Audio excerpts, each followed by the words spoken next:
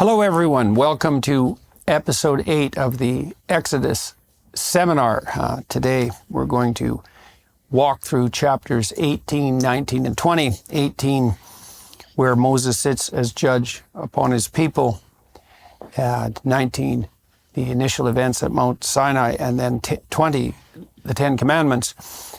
And that will bring the first half of the Exodus seminar to a close. To pick up again, it's November, or it's August 2022 at the moment. We'll pick up again in January 2023 and hopefully bring it to a close, as well as introducing some of the subsidiary narrative in some of the other biblical chapters. I'll just briefly run through the participants. We have a slight change in lineup today. We lost one participant and gained another. On my left, I have Oz Guinness, James Orr, Dennis Prager, Stephen Blackwood, Jonathan Pageau, and our new participant today, Dr. Larry Arnn, who is president of a wonderful educational institution, Hillsdale College, who's also been down in Miami filming a course on Churchill for Peterson Academy. So Dr. Arnn, thank you very much for extending your stay to participate today, and just let you to say a few more words about yourself, if you'd be kind enough to do that. I'm here as a man who's learned to do what Jordan Peterson tells him to do. And proud to do it, and wonderful to be with you all. Thank you, thank you. All right, so away we go. We'll start with Exodus 18:1, since one is always a good place to start.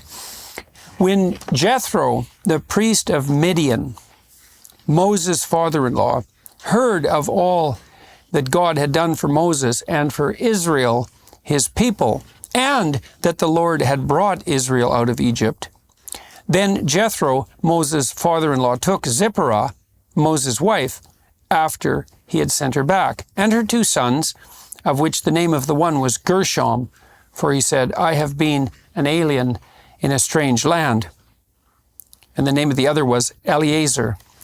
For the God of my father said he was mine help and delivered me from the sword of Pharaoh. These names in the biblical context obviously have the broader meaning that's attributed to them in the text. It's confusing if you don't know the names, but that's the reason. And Jethro, Moses' father-in-law, came with his sons and his wife unto Moses into the wilderness. Forgive me, I'll explain the word, and it'll be very interesting. Please do. So Eliezer, El is God. Israel is a struggle with God. So El is known to most people who study the Bible. Eli, as in Eliezer, is my God. Ezer, I'm only pointing this out because it's very interesting. Ezer is helpmate. It is the exact same word used for Eve in the creation to Adam. So it is a big deal to be an Ezer.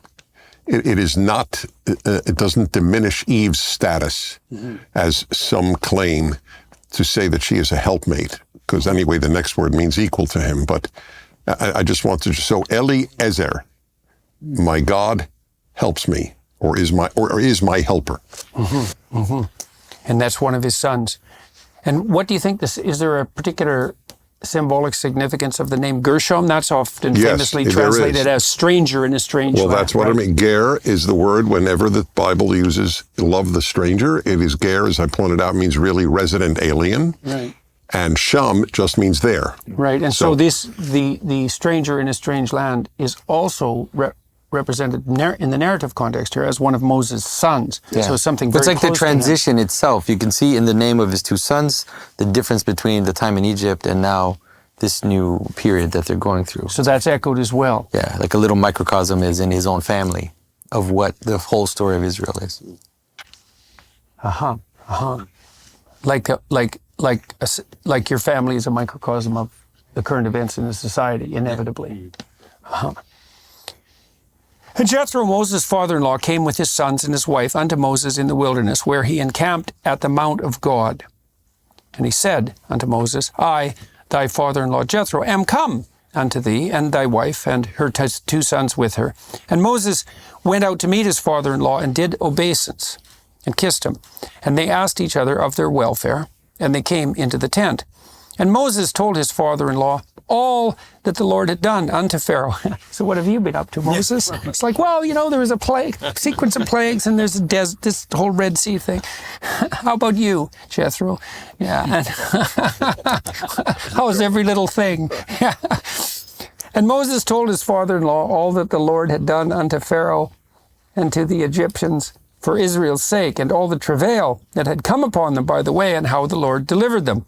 And Jethro rejoiced for all the goodness which the Lord had done to Israel, whom he had delivered out of the hands of the Egyptians.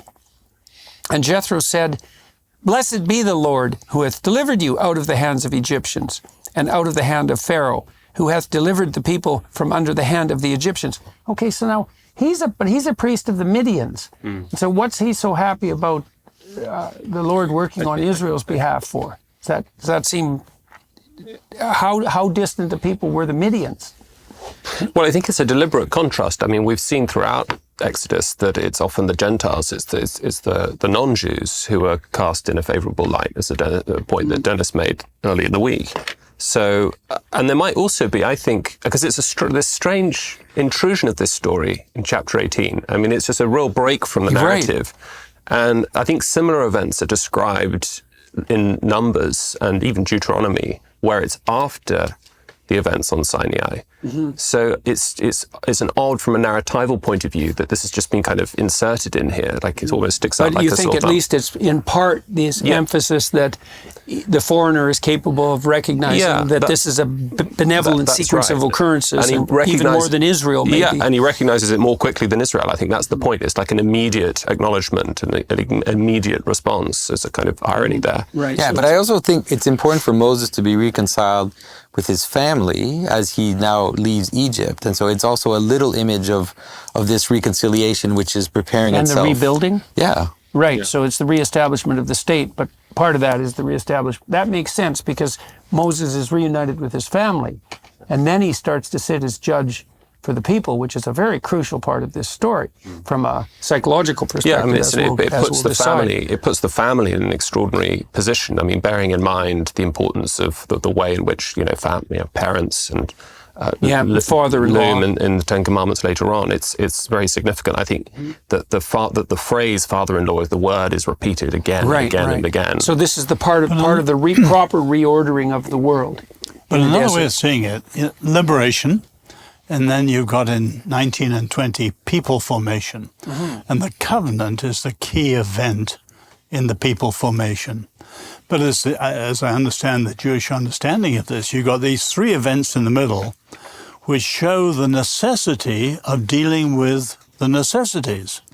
And number one is sustenance. They need the quails and water. Number two is protection from external enemies. And number three, we're coming to, you need some primitive ordering, administration. And that starts here with the family. It starts here with but Jethro. also with what Jethro is going to recommend. Right. And it's very interesting but that it's Jethro who recommends his system is not enough. No. And what the Lord gives in the covenant is richer, deeper than anything that Jethro brings in. And that's how I see it, these three things. Yeah, I think that's right. There may be a contrast too with Amalek. So it's as if the Gentiles are presented both as foe and as friend. And that will be the story of Israel, of course, the constant. So that the Gentiles aren't automatically enemies. They can see Jethro says next, now I know that the Lord is greater than all gods, for in the thing wherein they dealt proudly, he was above them. Yeah. So I think they're types. Amalek is a type of the hostility and enmity shown towards Israel, and Jethro is effectively the sign, the wise foreigner. Type of the wise foreigner, the friend, and we'll the Gentile see that who welcomes Israel. Continue all through the story up to King Cyrus. And it started, of course, in the second chapter when Moses helped the daughters of Jethro water their flocks because he fought off the shepherds, and when they got home he said, why are you back so early today? And they said, well, this Egyptian came in and Jethro asked, and he says, well, where is he? How have you not called him in to have dinner with us? And so there's already the wisdom of acknowledging the hospitality. Yes. So Jethro's being presented continually as the benevolent the benevolent foreigner Yeah, and wise. of high moral order. The Another family.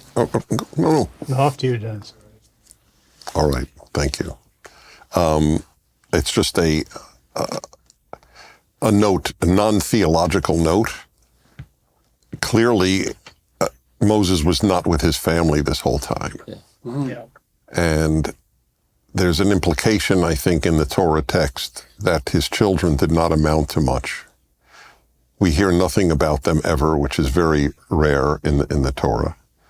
So it was a sacrifice, in some sense, on Moses' part and his family. Right. Well, on the family's part, certainly. It's actually a little sad. It's the whole question of can great men produce normal children is just, I guess, an open question.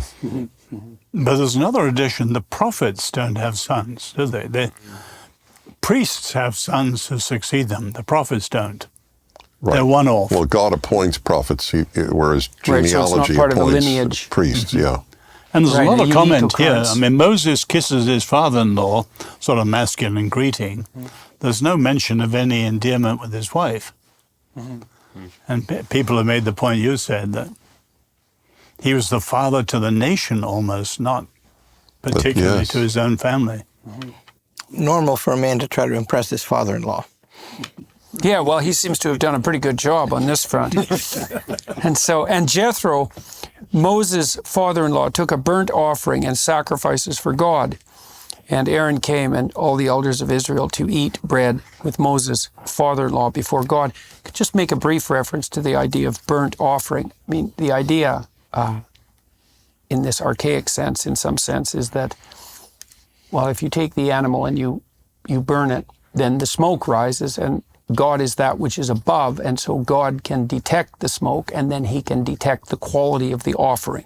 So that's the idea behind the offering, and it is archaic. It's not the way that modern people think about sacrifice, but I think about it psychologically as a developmental move towards full recognition of the idea, first of all, that work is a form of sacrifice and vice versa, and that because you sacrifice the present to the future at least, but you also sacrifice everything to your highest priority if you're not confused. And then that brings up the question of what the highest priority should be and what the quality of the sacrifice should be.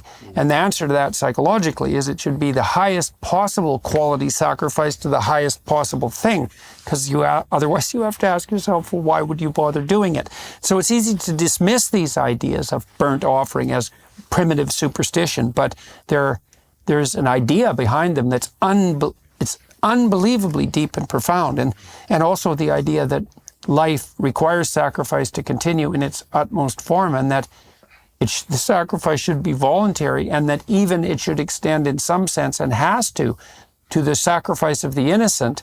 I mean, that's an extremely profound and also very problematic idea, but it can't be just hand-waved away. And there's a manner in which, if you take that fractally and you apply it to little things or to purposes in general, there's a manner in which the purpose will always know the quality of your sacrifice, Right. because what you do, the quality of what you do will attain or not the purpose. Right. Like the world will hit you back. You can pretend with people, you can lie, you can deceive, but if you're trying to be a good basketball player, And you don't make if you them. don't make the sacrifices, you're not going to be a good basketball player.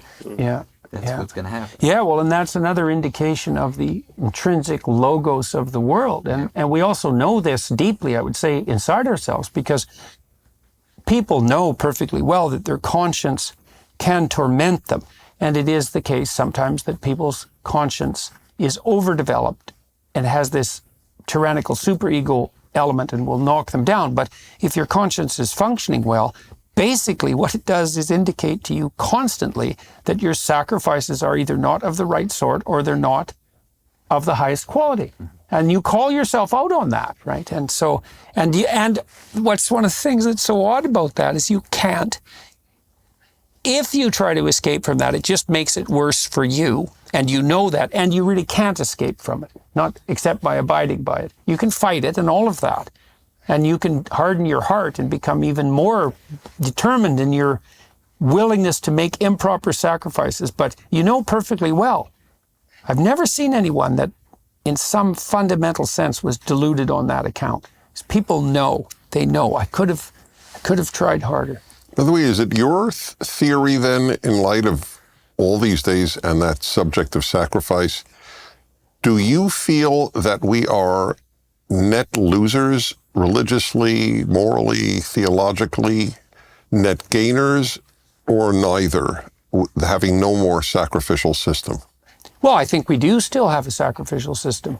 I mean, I asked my students all the time in my Maps of Meaning class. A lot of them were children of first-generation immigrants, often Asian. I said, "What did your parents sacrifice to come here?"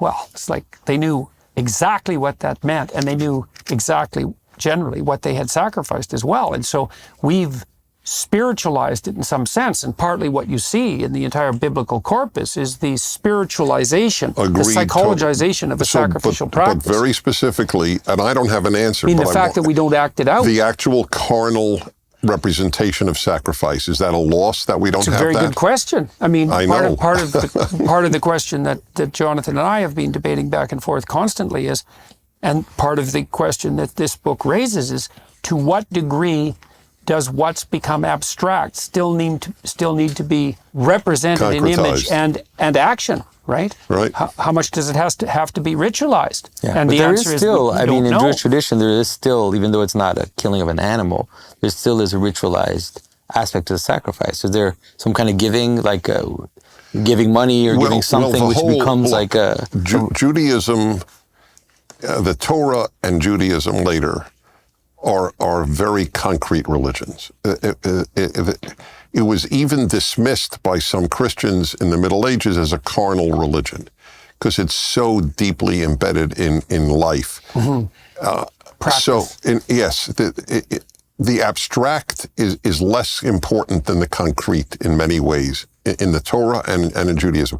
But I'm asking this, I don't know if you know this, I'm sure Oz knows this, but many, many religious Jews still pray daily for the restoration of the sacrificial system, that the temple be rebuilt, and specifically so that we can sacrifice again. And there's no denying the drama of blood and death. Right. So you would not dismiss that prayer as odd. I tend not to dismiss anything that's extraordinarily peculiar out of hand, right? Because there's usually something lurking underneath it. But I mean, in Christianity, obviously, you still have a sacrificial... We believe we still have a sacrifice. We participate in the sacrifice of Christ. Right. It's not a... It's not a repeated sacrifice, though, isn't it? It is a participation, a perfect memory in the participation of the sacrifice of Christ. It is an unusual period. 'Cause AD 70 is when it disappeared, isn't it? Right. Destruction of the temple. And they shifted from the temple to the synagogue, and from, if I understand it rightly, Dennis, from sacrifice to prayer. Right. And I always wonder, how does prayer fill in for sacrifice? Well, hopefully when you pray, you sacrifice your own for tyrant, atonement, right? Because that's it. Well, you sacrifice a lot of time partly to pray. what you're saying is, I think if the prayer is proper, is you're saying, there's part of me that needs to go. There's part of me that I need to let go. There's part of me that needs to die, and it has to be given up to something higher. What part of it is of me has to go? And there's a contemplative aspect to that, and you look to the highest to help guide you in that. So there's a discriminating spirit within you that can help separate the chaff from the wheat, and the offering up of the chaff is the sacrificial gesture, and so that can be transformed into prayer. And one of the things that Jung would say about that, for example, is that if you give up enough psychologically, you don't have to. You'll cut your losses in actuality, and of course that's sort of what thought's for, is right, so that you can get yourself straight. You can give it up in abstraction, so you don't act out the pathology, and then nothing dies in actuality. But that still means you have something to give up, and part of that repentance idea is a sacrificial notion. It's like, well, oh, that's what I did wrong. Oh, that's a big part of me. Oh, it's going to hurt when that goes. It's like, yeah, but maybe you won't die. And then you offer it up as a sacrifice to something higher, because otherwise, why would you improve? And that discriminating spirit inside that judges what's in you that should be sacrificed, that wouldn't even exist unless it was existing in relationship to something higher, because there'd be nothing to serve as a judge. And so that's all reflective of something. If it's not a heavenly hierarchy, it's a bloody close approximation of one. So I've been wondering as we've been reading this whether the fundamental question we should be asking is whether Exodus is in a deep sense simply a depiction of reality itself. Like that, I think, is the claim of the text, right? And one of the ways we see this is in terms of sacrifice, that, as you said beautifully, in terms of parents, like there is no good family life without sacrifice. It's not optional, right? You have to make the sacrifices to your children for them to become what they're going to become. And so you might say that's just you might say embedded into the DNA of the real. Well, you sacrifice all other women to your wife too. And again, all of this. You talked about the basketball team. It's the same. It's fundamental into the DNA of reality itself. But there's another side to it, which I think Dennis is trying to call us towards, which is that yes, that is the nature of things, but if you don't do that consciously, you won't likely do that well. And so we see that one of the realities that the text is calling us towards is the importance of the consciousness of our own sacrifice, of our constant orientation. By consciousness, do you mean acting it out? Like, there's consciousness at different levels, right? You can be conscious abstractly. Dennis's question was, how much do you have to act that out concretely? I think Dennis's question is both. Of course, we saw yesterday this beautiful image that Jonathan and I were talking about this morning of Moses holding up the hands, as it were, the contemplative, the illumination, the revelation, but incomplete, you might say, in the battle without Joshua going out being the actuality of that. So of course it has to be acted out. But what I take it Dennis is asking us is, it's so easy to slip into a world in which, like, yeah, I know I should sacrifice, but I don't need to really follow these old rules, and it's just it's a slow descent into not sacrificing at all. Mm-hmm. And so that's the danger of abstraction. That's what I think the text is saying. No, the firstborn, the circumcision, and you have, like, if you don't have these habits of recollection and reorientation, you can't leave it. Yet you forget. Yeah. Well, and in terms of the relationship between acting out and abstraction, the text gets very serious about that now, because we're going to see that the law is revealed to Moses. But what we also see is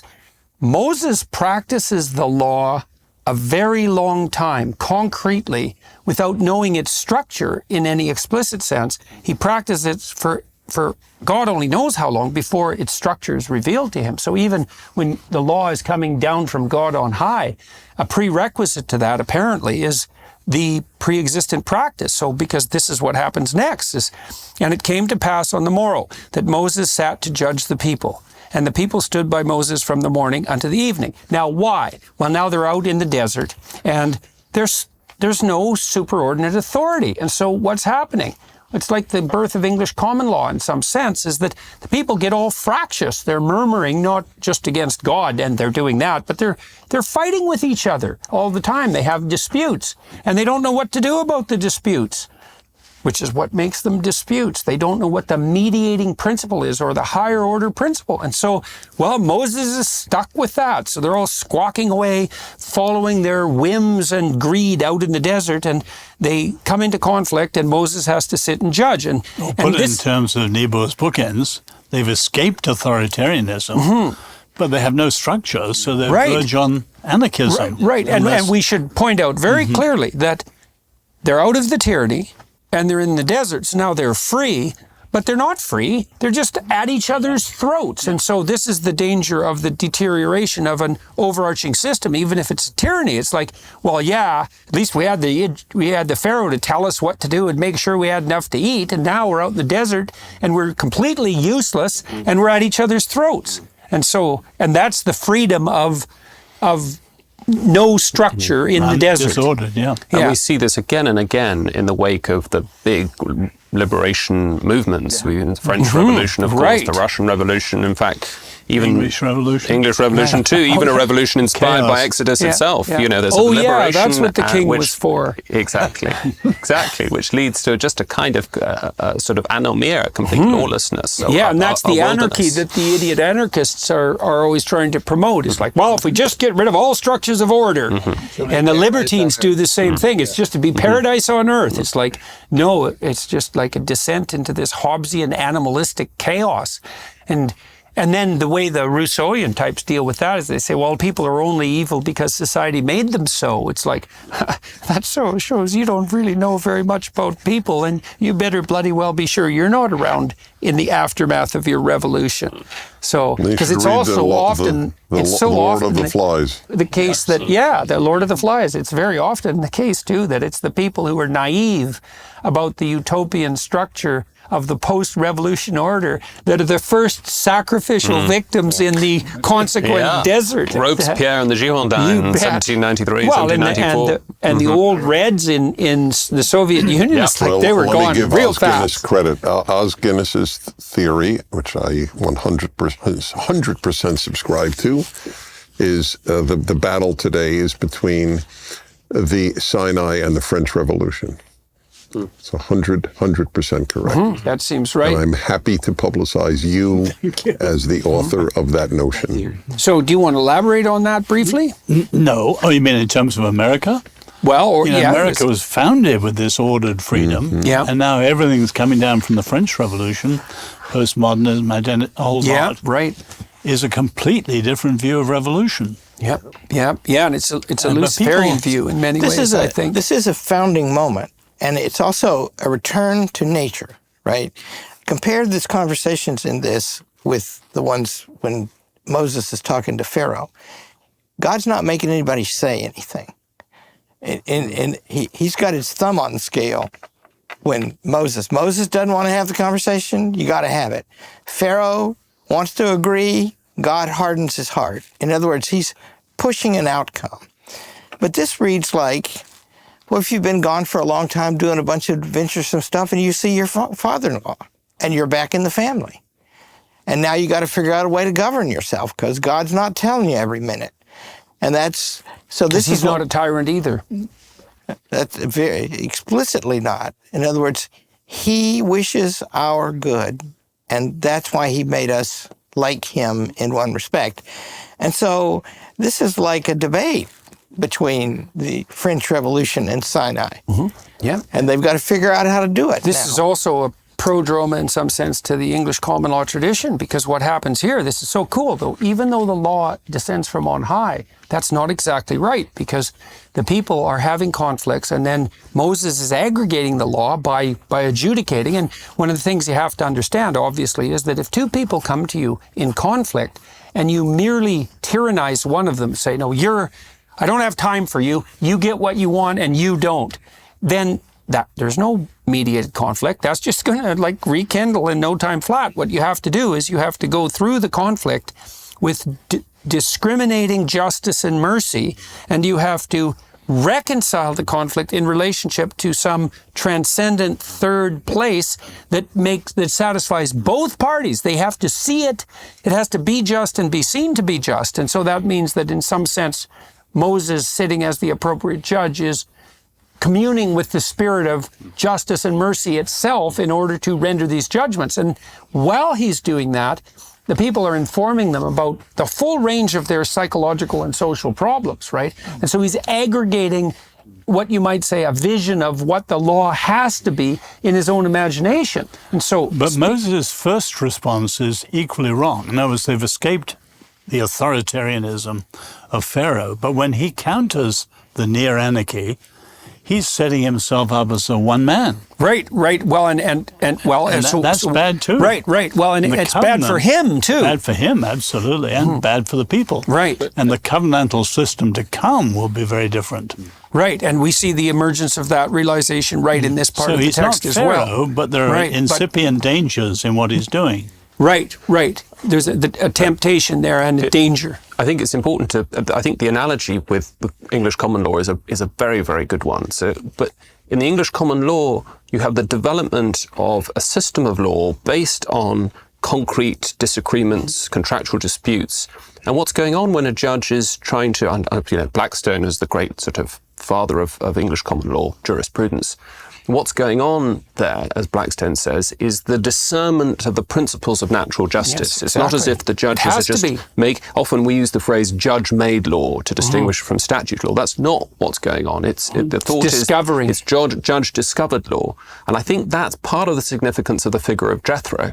He's, as it were, he's outside the people of Israel, but he still sacrifices not to Yahweh, but to Elohim in verse 12. So he's still got that, and as we'll see, he starts to give very sensible advice. But it's not, as it were, revealed reason. It's natural reason. It's the reason written on the law, written on the hearts of the Gentiles. Well, you can tell that if you're having a dispute with your wife and the two of you commune in relationship to the dispute, and you come up with a solution.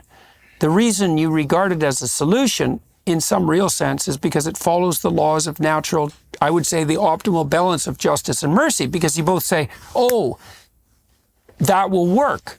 And not only will that work, but that satisfies me and it satisfies you, and then it satisfies both of us, or maybe we're really in a good situation and we think that's an even better solution than either of us wanted. It's not like that's arbitrary, right? Not at all. And I think that's why this theme of creation, the giving of the creation of the natural order, and the creation of moral order that's about to emerge are seen as completely intertwined. That is to say that creatures bear within them a kind of, at least in an embryonic form. Yes, a nascent form. A capacity to discern the principles of moral order. Yeah, well, you certainly see that in animal behavior, and the sophisticated animal behaviorists who exist now have laid out very clearly, especially Frans de Waal, the nascent emergence of something like an iterative sense of reciprocal justice among, say, chimpanzees, other primates. Clearly, you can see it in rats, complex social animals. There's a sense of reciprocal justice, something like that. It's nascent, right? Because it's not representational, but it's nascent in Moses too. At this point, he doesn't know the law. He has to feel his way forward, but he is detecting a structure that's rising up from I think it's from the necessity of iterative interaction. It's something like that. And in terms, when you said that, it just clicked for me, because I've been trying also to set up from the beginning St. Gregory of Nyssa's position, which is that the stranger in Exodus represents, let's say, in one aspect of what it represents, is something like natural sciences, philosophy that isn't revealed from God, but that nonetheless can have some good if it's purified, if it's taken, well into it. And this just fits right in there, where, like you said, he's setting up a structure which is appropriate, which is good, but is not at all at the level of what will then be revealed by God. So, yeah, good stuff. By the way, your comments on justice and mercy, my take on that is that they are often in conflict. Justice is you can't have both at the same time often. To put it in very concrete terms, justice is justice and mercy is social justice. That is the reason people use the term social justice. Why do they add an adjective to the term justice? Why does justice need an adjective? Because social justice has little to do with justice. Well, that's partly why there's such an emphasis on inclusion to the exclusion of everything else. Everything has to be within. Yes, but we will come to a law that proves it. You may not favor the poor in a courtroom. Right. Mercy favors the poor. Justice favors who is just. Right. Well, they are not the same, and it is truly, again, it is biblical versus modernity. Modernity favors mercy. The Bible favors justice. I couldn't agree more, Dennis. And that's I think the adjective social is completely redundant, because I think justice is intrinsically social. There is no justice. A man on a desert island, there is no justice. He doesn't owe himself anything. Right. It's justice is a term that can only be applied in society, right? Between people. So I would take some exception to the juxtaposition of justice and mercy. So I'd like to take that apart a little bit. So whatever God is, correct me if I'm wrong here, is represented in the Old Testament as the the principle to which both mercy and justice are subordinate. And so if mercy and justice are operating properly, they operate in relationship to a superordinate third principle. So if you're mediating conflict with someone, I've done a lot of this in my clinical work, mediating people through conflict. It's like you have to use justice to get mercy and vice versa. And that's partly because when you're walking through a conflict with someone, maybe you're working with a couple who's on the verge of divorce and you have to sort things out. It's like you're getting rid of a lot of stuff, and that's judging it. It's like it's separating the damned from the elect. It's separating the chaff from the wheat. And there's a judgmental quality about that, because it's like, no, don't do this thing anymore. It's like that's gone. But it isn't, the point of the judgment isn't the damning. The point of the judgment is the bringing forth of what's most valuable. And so that's the merciful part. It's like when you chide your children, it's not because you want to damn them. It's because you want to stop them doing something they're doing right now that's wrong, get rid of that, but so they can preserve and maintain that which is most precious about them, let's say, most valuable. And so you can't have justice without mercy, and you can't have mercy without justice. It's also partly because mercy just forgives everything. It's like, well, that's fine. If you're 100% perfect the way you are, then every bit of you can be accepted. But then what are you going to become? And so it looks to me like this intermingling of mercy and justice is the handmaiden of becoming out of being. It's something like that, because it brings what's best. Right, but society has to be governed by justice first. Mercy, as I don't know if I said it here, but I've a dictum that we have to show mercy in the micro and justice in the macro. Yeah. You know, justice is the system and mercy is the relational. Okay, so you can see this reflected at the level of personality, in temperament, biologically.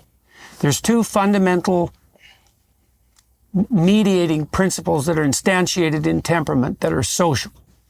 So extroversion just means you like being around people. Forget about that one. Agreeableness, that's compassion, that's maternal care, that's mercy. And some people are by temperament more merciful. Women, for example, particularly in egalitarian societies. So it's a maternal virtue. And that makes sense because the primary orientation towards infants should be compassion. Because infants under 6 months are correct in everything they assume 100% of the time. And everything in some sense should be sacrificed to them. But it doesn't work. So here's an idea, is that compassion doesn't scale as you move up the hierarchy of complexity. So what happens is that you move from an ethos of agreeableness to an ethos of conscientiousness. And conscientiousness is judgment and rule following.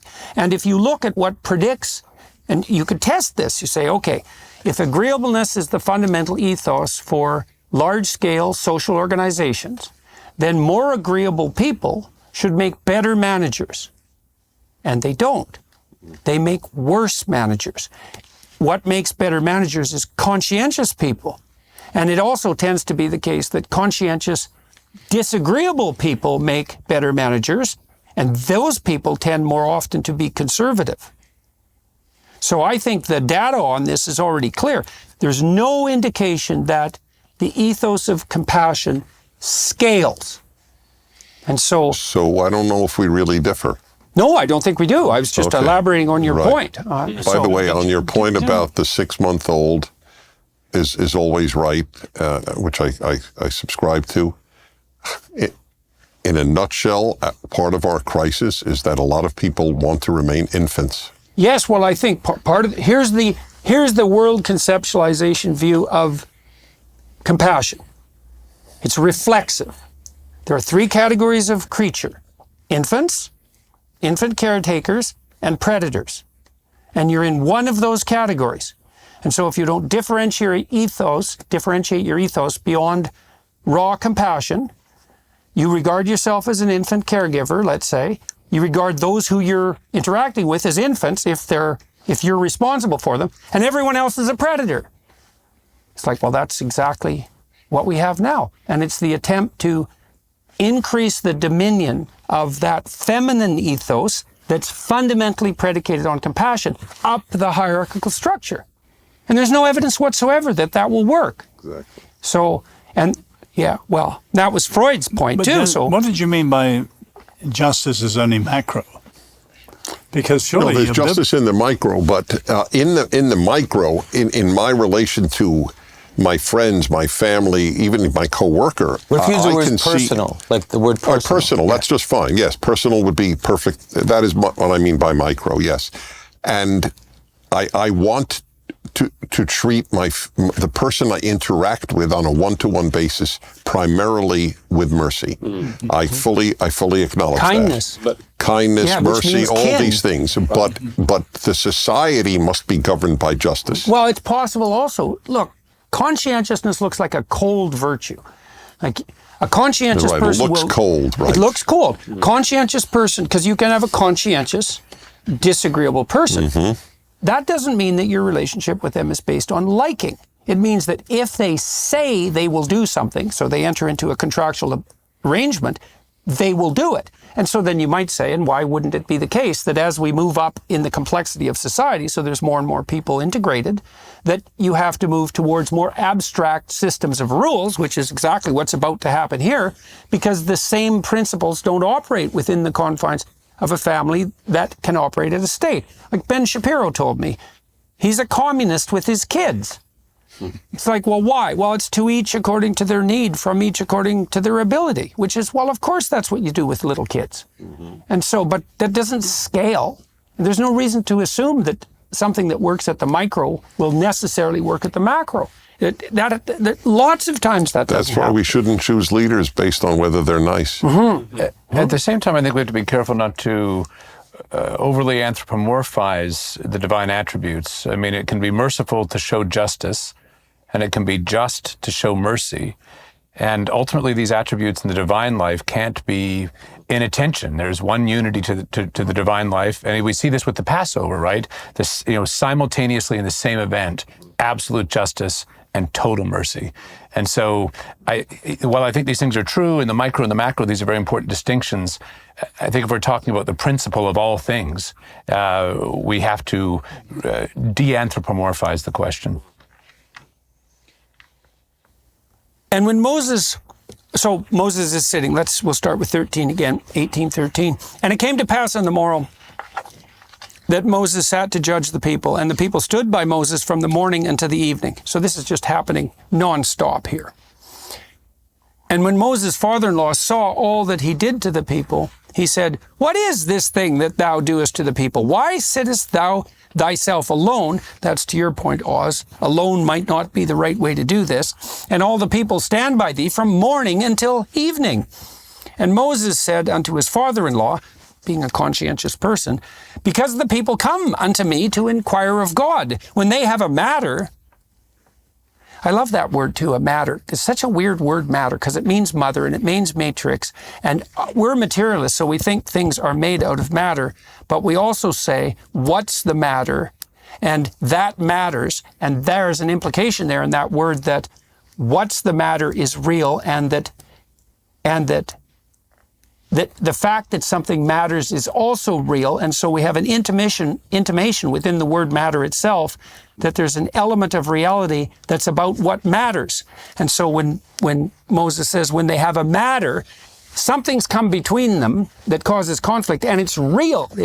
That's why it's a matter. And out of that matter, you can extract out the principle of order. You're right to emphasize that, by the way, from the Hebrew, because this modern translation that I unfortunately chose to use my commentary on, and I correct it very often, the Hebrew is thing. And they translate it as dispute. That's not correct. The Hebrew is the simple word, davar means thing. There's no question about it. So you're right. That's what it is. Yeah, well, it's an open question whether what's more real is the matter or what's the matter. It's really an open question, and we don't know how to answer that, because in some sense we can abstract and we can say the objective matter is the most real. But that isn't how we act. We act as though what's the matter is the most real. We're most responsive to that. So, for example, we're very responsive to the cries of children, because that's about what's the matter. And then you think, well, is that an ontological proposition? And I would say that's a really good question, because it isn't obvious to me at all that matter in the reductionist sense is more real than pain. We don't act that way. In fact, we're not happy with people who reverse the order of priority. So, anyways. And Moses said unto his father-in-law, because the people come unto me to inquire of God. When they have a matter, they come unto me. And I judge between one and another. He uses scales, so you know which is the heavier thing, so that you can sequence them properly. And I do make them know the statutes of God and his laws. Well, there we know what's coming, because it's just laid out right in the text. I make them know the statutes of God and his laws. And so that's what the proper peacekeeper does, because Moses is definitely keeping peace here. And it's so interesting to me that de Waal, the Dutch primatologist, has shown that the alpha males, even in chimps, are the peacemakers, not the tyrants. That's so cool. And Moses' father-in-law said unto him, the thing that thou doest is not good. This wilt surely wear away, both thou and this people that is with me, thee. Yeah, so you're right, Oz, to emphasize that point. It's like it's dangerous to Moses because it's too much. And it's dangerous to the people because all the authority is vested in one man. Yeah, Pharaoh. Perfect, yeah. So he's being tempted by the necessity for authority is calling the potential Pharaoh out in him. And Jethro is the one who says that's a bad idea. Yeah, so that's so interesting. Thou art, for this thing is too heavy for thee, too material for thee. Thou art not able to perform it thyself alone. Hearken now unto my voice. I will give thee counsel, and God shall be with thee.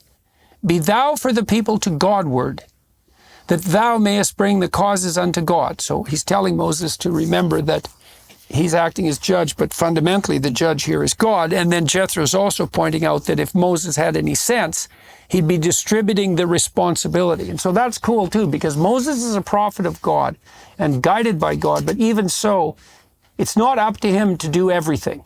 He should be distributing the responsibility in as much as possible, because everyone else needs something important to do. And because if he takes all the responsibility unto himself and all the glory, then it's Pharaoh time again in the desert.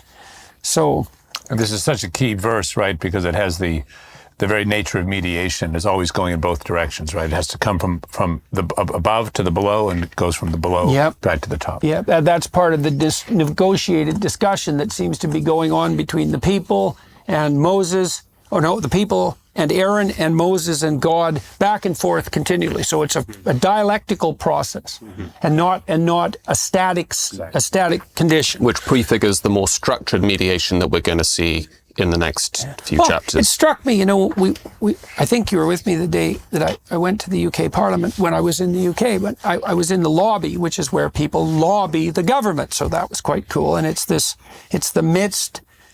a chamber between the House of Lords and the House of Commons, and you can come there to call on your representative. And so really I had this vision of the voice of the people coming into the lobby and then being represented by those who make the body of laws. And so that is the encounter with the people. And the Brits have done an unbelievably remarkable job of managing that, I think, better than anyone ever has in history. I think you could make that case. And set the pattern for the U.S. and the whole Commonwealth and for the world at large by formalizing the rise of the voice of the inchoate voice of the people through their representatives into the body of law. And there's a sovereign on top of that, obviously the Queen, but if that dialectic between the people and the Queen isn't working, then the system isn't hierarchically organized properly. It's worth pointing out, and this is a famous point made by Edmund Burke in a speech to the electors at Bristol, that what the people are doing, it's not as if there's a kind of direct mediation of the voice of the people through their representatives. The people select their representatives on the basis of their judgment. And that judgment may, during the course of their elected office, be exercised in a way that might cut against what the direct will of the people might be in that particular situation.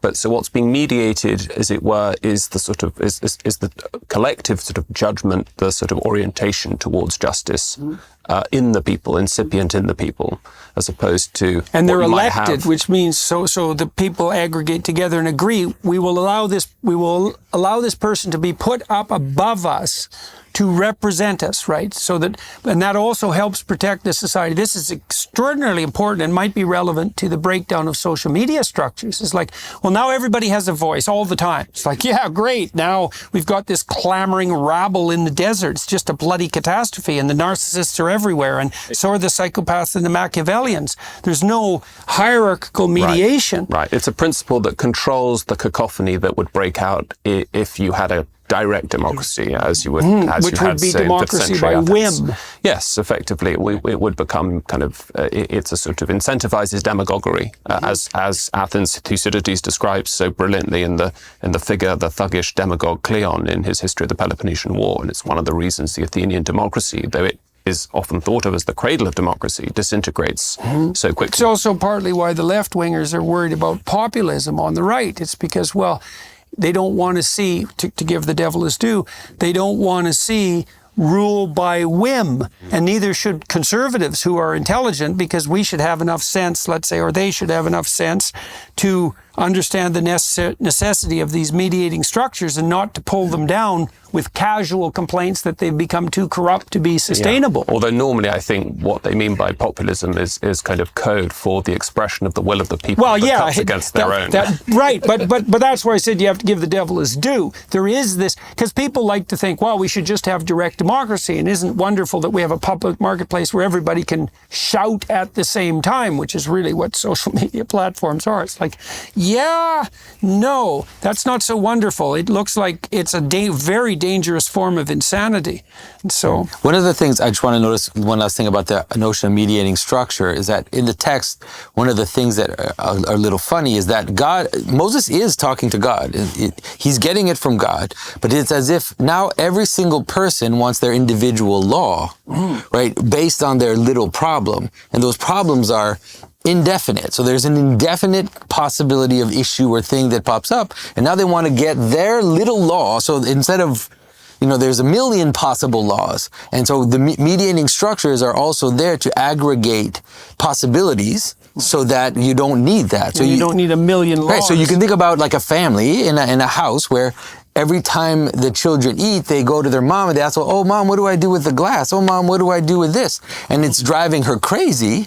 And so we set up systems, which is like, no, this is, when you're done with your dinner, this is where everything goes. And you make your bed, you do this. And it makes the laws aggregate the issues that could happen in the house so that we're not having someone always asking their boss what to do. I mean, everybody's had that experience if they're in a team where things aren't clear enough so that now everybody's wondering every single time what they need to do. Well, that's exactly what's happening on the identity front right now, is that we've decided that everyone can be the categorical avatar of their own identity, independent of everyone else. It's like, oh, I see. So every single identity that's out there is now going to be paramount. That's what our it leads to solution. is that every single human being in the end will have their own gender. Right. So there's actually as many genders as there are individuals ultimately. Yeah. But that doesn't work, right? So you need systems of cohesion, or else. Well, or you don't have cohesion. That's right. Or And then when you don't have cohesion, you don't have. It isn't freedom that you have without cohesion. It's absolute bloody catastrophe. Yes. Okay. So. Be thou for the people to Godward, help lead them upward, that thou mayest bring the causes unto God. And so Moses is also mediating between the people and God, which is what a good representative should be. And thou shalt teach them ordinances by which they arrange themselves, and laws, and shalt show them the way wherein they must walk. And that metaphor is used because a law, see, if you mediate a principle between you and your wife, it isn't just that it satisfies the dispute, it's that it makes the dispute unnecessary moving forward. And so now you have a way to walk with her again in accordance with this principle where there's no conflict. You can both walk together. So the natural justice principle not only has to satisfy the emotion that's generated by the conflict, but it has to show a clear mediating path forward that's reciprocal and maintainable. And our sense of that is an orientation sense. Our sense of that is what enables us to decide that a solution is a good solution. As we come to the next verse, about the 4 characteristics of a leader, please note what's missing. And the work that they must do. Okay, so now you have the principles, and that tells you how to walk forward, so it's active, but also what you should sacrifice to, because you sacrifice the lower to the higher constantly, and the work that they must do. Moreover, thou shalt provide out of all the people, this is so cool, able men, such as fear God, men of truth, hating covetousness, so they're not selfish, and place over such them to be rulers of thousands and rulers of hundreds, rulers of 50s, so we and have rulers of 10s. Capable, God-fearing, men of truth, hating corruption. It's really corruption, not covetousness. Doesn't matter. Same thing. What's missing in the type of person who should become a leader? What I was talking about. Doesn't say a word about compassionate men. So I thought this, when the Americans were going to bring democracy during the Gulf Wars, it's like, well, you get rid of the tyrant, now you have a desert. Well, so what do? Well, they dissolved all the intermediating structures. It's like, well, that isn't going to work because you need intermediating structures. You move into a country and you get rid of the tyrants. Now, what do you have to do? Well, you need rulers of thousands broken down into rulers of hundreds, broken down into rulers of 50s and rulers of 10s. So an entire hierarchical apparatus. And so one of the things that people It's military, really. The way we understand the military is exactly that way. Yeah, well, Hernando de Soto pointed out when he was analyzing attempts to economically transform cultures who didn't have, say, a capitalist system based on the notion of rights, that you just couldn't import that and put it on top of a desert. The intermediary structures, and we don't even know what they are because they're invisible to us in our own society, the intermediating structures had to be built. And so this is so brilliant here. You have the people calling for judgment. Moses provides it. Jethro warns him, don't become the Pharaoh. How do you do that? Well, a little humility on your part would be good, but distribute the responsibility, and it has to be distributed hierarchically all the way down, in some sense, to the unit of the individual. So you have 10 people together. They say, well, this guy's good enough. Then you get the 5 of the 10 together and you elect him, and you build a hierarchy all the way up to God. That's essentially what's happening here. It's so smart. And let them judge the people at all seasons. And this is an echo of the whole English common law court system. There's local courts, and then there's courts of courts, and courts of courts of courts, all the way up to the top. And if you try to mediate the principle at the most local possible level, which would be, say, between you and your wife. You can't manage that. You get divorced. You go to the next highest authority. And then if that causes conflict, there's another authority above that. All the way up to the Crown Court in criminal proceedings. So that the Crown, as it were, is the source of sovereignty and the source of ultimate judicial power and sovereignty. But as you say, there's a kind of waterfall of justice all the way down to the local level. Right. And there is the principle of subsidiarity, which has developed a great deal in the Catholic social justice tradition, which means that there's got to be a proper allocation, a proportionate application of justice at the right level.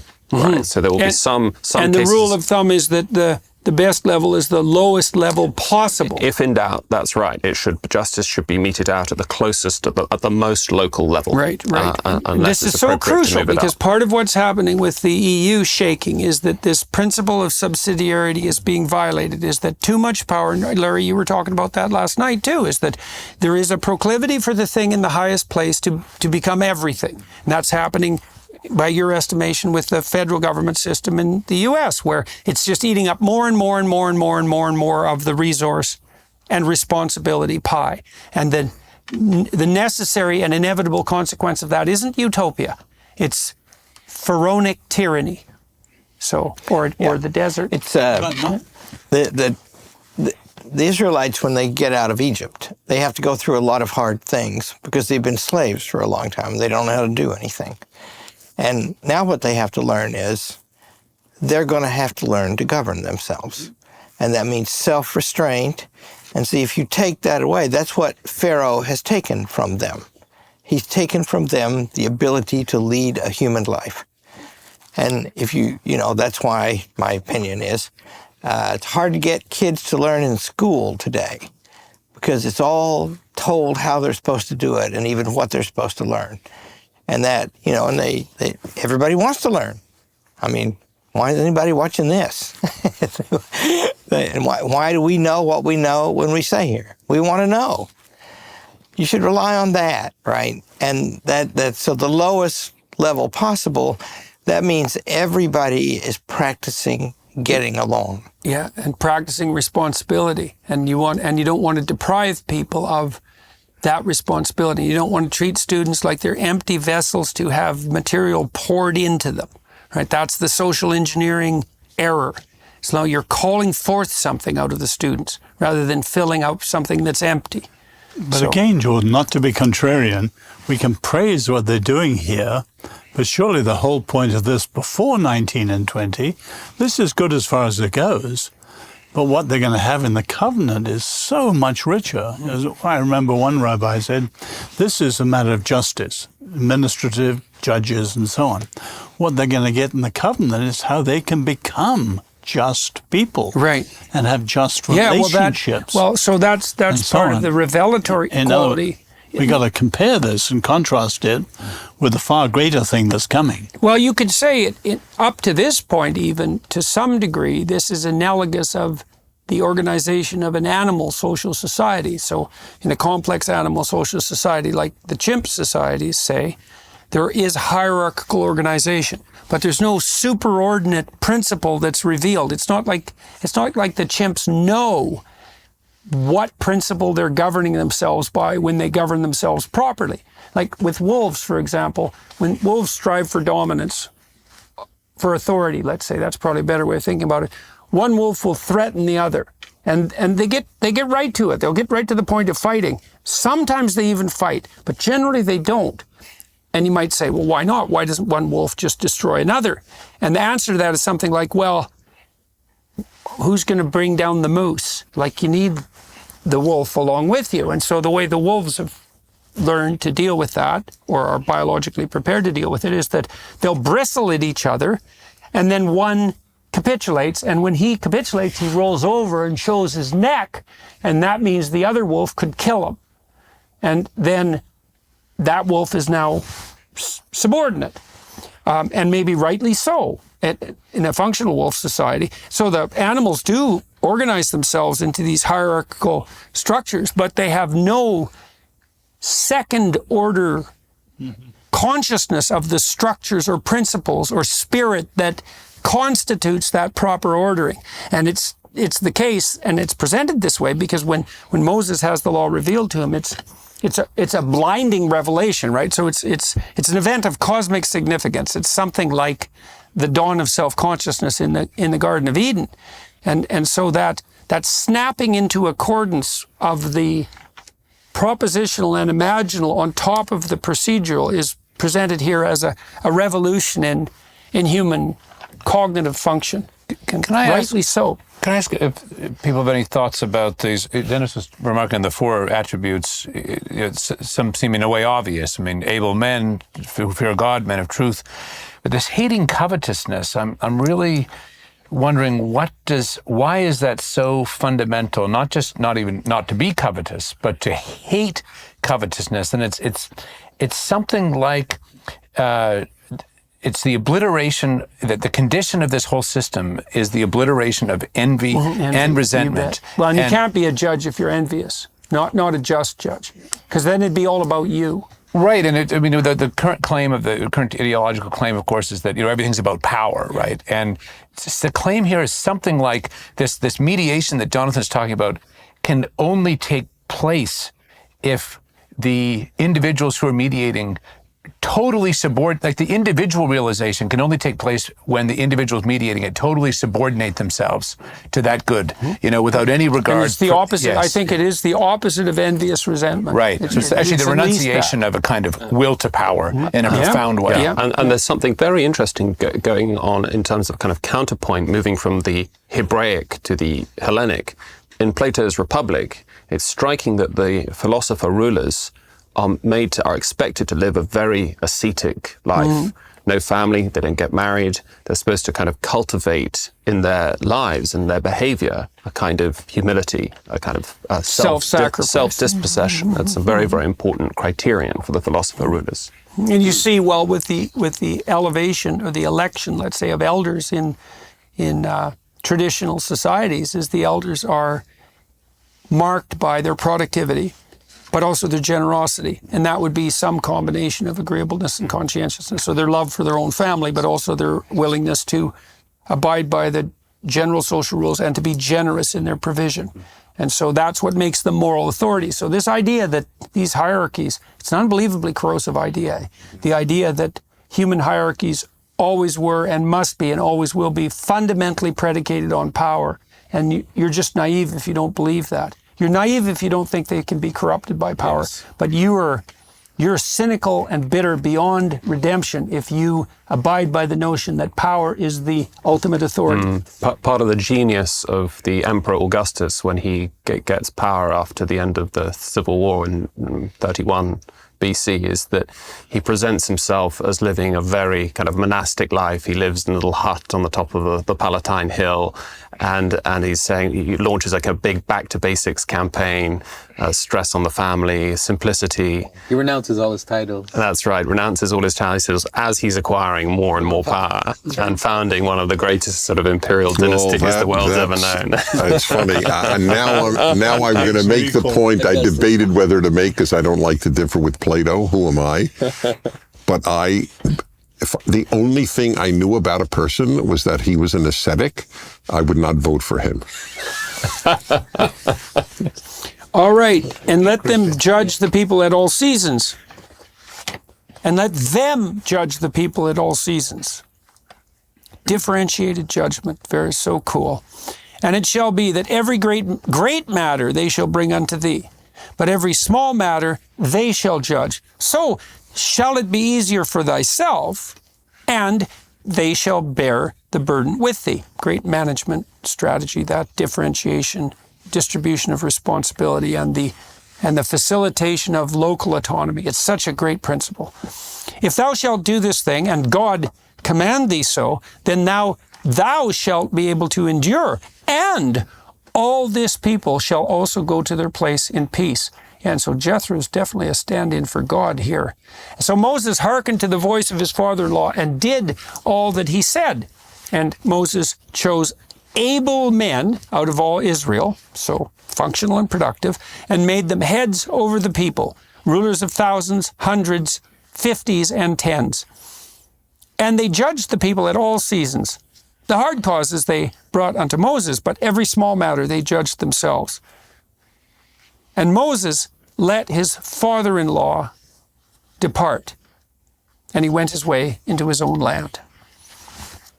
All right. Father-in-law does a lot in that chapter. Yeah, he does. He's just Comes in for a few what weeks, you need there. sorts things out, and all right, I'm heading home. Yeah. Exodus 19. In the third month, this is first verse. In the third month, when the children of Israel were gone forth out of the land of Egypt, the same day came they into the wilderness of Sinai. For they were departed from Rephidim and were come to the desert of Sinai and had pitched in the wilderness. And there Israel camped before the mount. Okay, so now they're near a mountain, and that's dead relevant here. And Moses went up unto God, which is where you go, by the way, because up is transcendent and up is towards the heavens, and up is toward the sun, and up is where the head is, and up is where the eye is, and so up is allied for us with elevation, and elevation is allied for us with the notion of moving towards something better. Also solitude, I think, the solitude of, as it were, the sort of sovereignty of God and the solitude of the person who is confronted by God at the top of the mountain. Yeah. That solitude, maybe that's part of that necessity to meditate, right? To be away from the crowd, especially if you're a prophet figure, right? Yeah, but you could also understand it as the mountain itself, as it moves from the many into the one.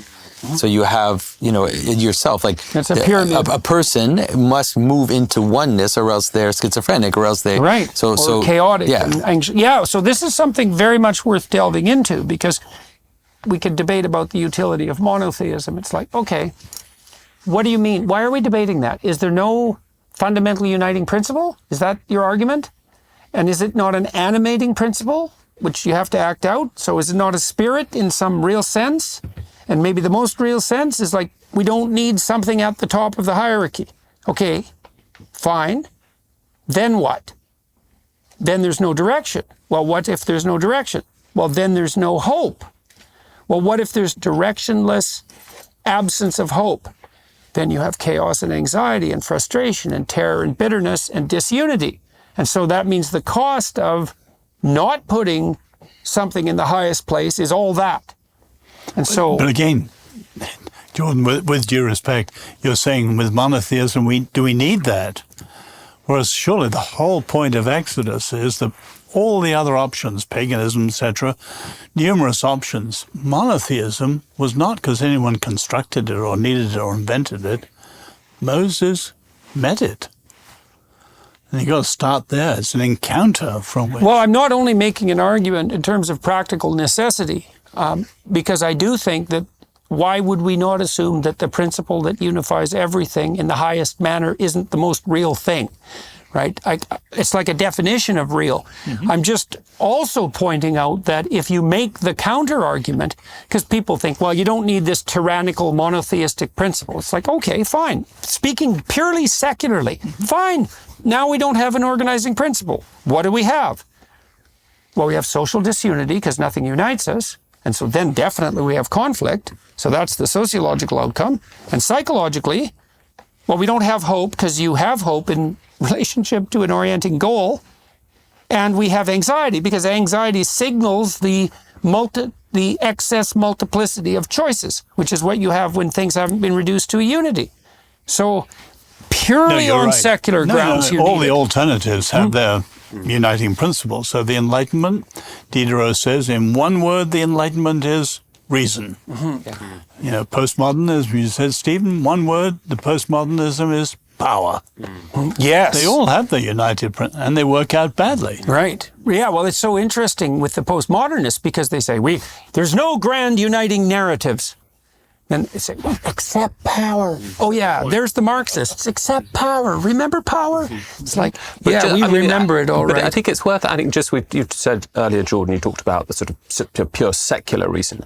But I think there is within monotheism the sense that reason is also gifted by God, that we have reason naturally. Surely that's the point, the message of the previous chapter, that Jethro has reason, and that we can use reason to think about the nature of ultimate reality.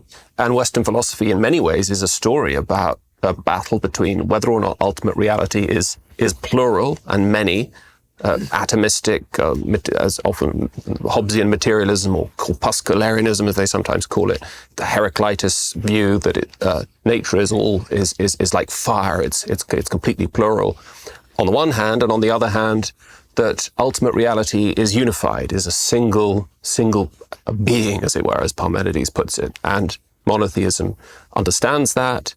It sets it out very, very powerfully. Abides by it. Yes, and it's revealed both through direct revelation, as we're about to see, but it can also be arrived at through reason. Mm-hmm. Through reason and inference. That's the fundamental Western proposition in some real sense. I would say that's the meaning of Greece and Jerusalem in the most real sense, right? Is that the logos that's divinely revealed and the logos that emerges as a consequence of ethical, rational apprehension turn out to be the same thing. Mm-hmm. You might say that, what you were saying earlier is that there's something significant and even perhaps theologically suggestive or resonant from this passage in psychological unity. You might say, maybe this is a little bit speculative, but if we are made in the image of God, then what it is to be made in the image of God is at the very least to be a person who is psychologically unified. But there is a limit. I mean, I think I see in Oz that he's saying, wow, there's a limit. And I think that limit is there in the text, and it's there in the manner in which Christians have understood it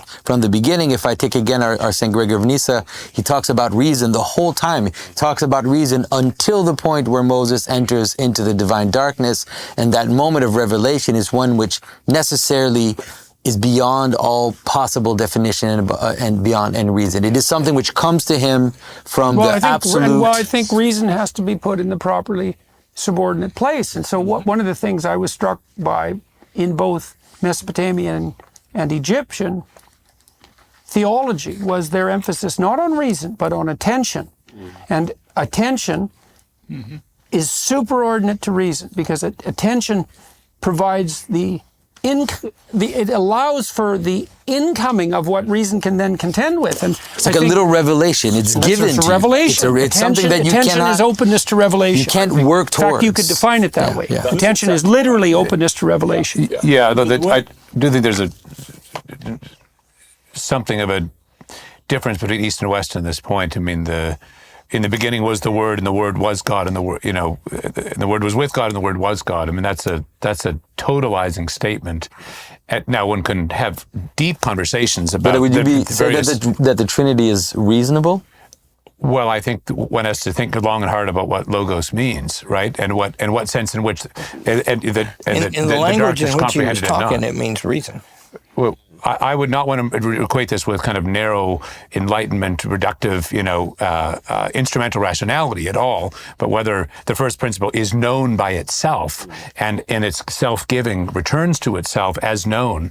I think that I would only want to say that in the narrow sense of reason, yes, of course, that's transcendent, but in a higher sense. Part of the logos isn't, it's reason also as a process, right? Because dialogue is not, it's not a description of a state, it's a process of engagement that reveals the truth. And so the logos isn't reason in the algorithmic sense. It's not at all. much broader it's the ordering than that. Principle of all reality. And I think that... But we say in the Creed, we say God created through the Son. That is, the logos is the means by which the world appears, but the Father is not the logos. The Father is not reason. God is beyond all reason. Absolutely right. Yeah. God is beyond at least our rational capacities. Yeah, well, if God isn't beyond reason, doesn't reason become Luciferian? That's what I think. I think the reason why Christ is not Lucifer is because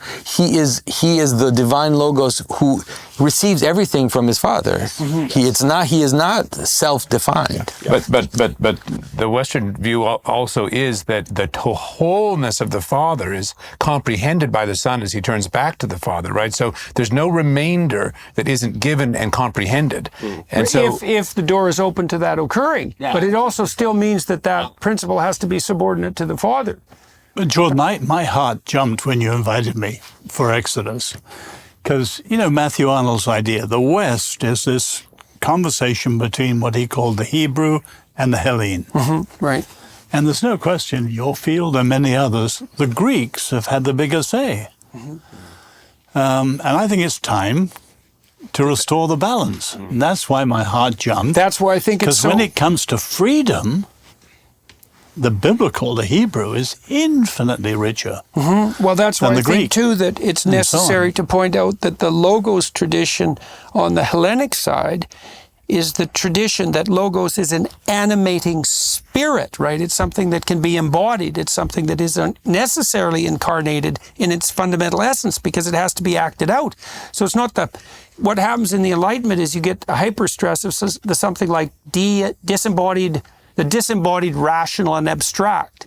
And it's like, fair enough, that's a powerful entity, but don't forget about, this is also why there's such Christian emphasis on the resurrection of the body. The idea of the value of the body is that you don't want to float off into the worship of the purely abstract. And so... But I think Oz is trying to... I think you should finish your point, because I think you're trying to make a point rather about this experience of God as this revelation from beyond that Moses experienced as a unique moment. I think you should finish your point. Well, no, as monotheism comes from the initiative of God. Yeah, that's not because we've needed to invent it and the other systems didn't work. This one's better. No. I am who I am. I will be who I will be, etc. It all comes from that encounter with God. And that's why I admire, my background is sociology. You can use psychology or sociology. It interprets, explains a huge amount. But at the end of the day, God says. That's how we come to faith. You, Short of that, you'd think of that as the manifestation of something like a pre-existent implicit pattern. That's the revelation. It's even more than that. In the sense of God, we're dealing with the notion that it is even beyond pattern. What we're talking about is the infinite source of all things, as revealed Himself to Moses, and that first comes from above. Just in the same way that in creation, the movement starts with God, and we say as Christians, we believe also that grace comes first, right? It's like no matter what you do, without the grace of God, you won't do anything. So it has to flow down from above. And I think Oz, like in defense of Jordan, I think that because I've been working with Jordan for a very long time, and I understand what he's doing.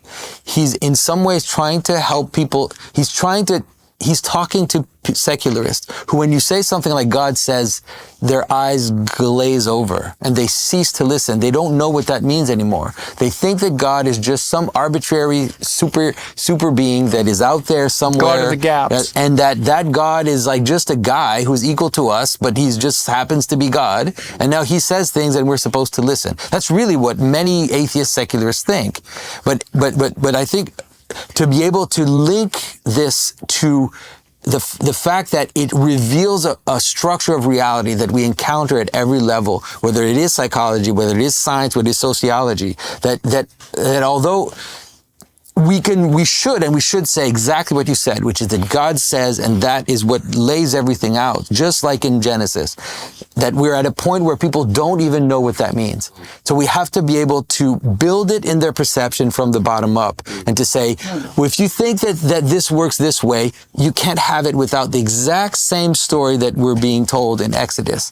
And to lead people slowly, dimly, kind of grasping toward a moment where they'll say something like, we can't do any of. I know what this is talking about. That. If we're talking, I talk a lot on campuses. I never begin that way.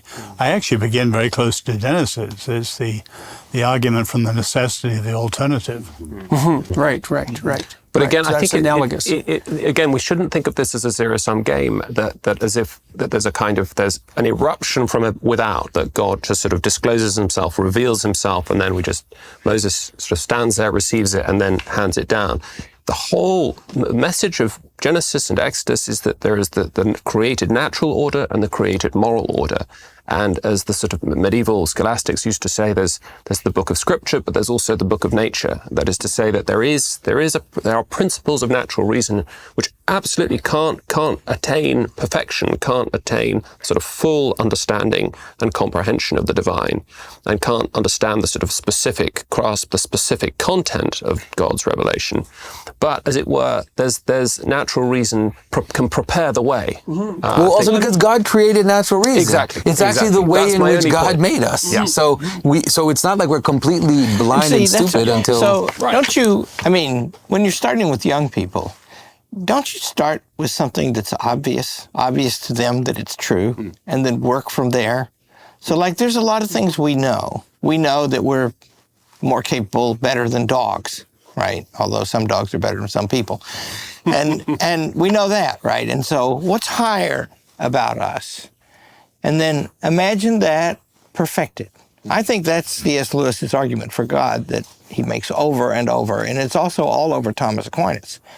And that means that there seems to be an order of the beings, and it seems to go up. Otherwise, what would we strive towards? Totally. That's my strategy exactly. Well, they don't even accept any longer.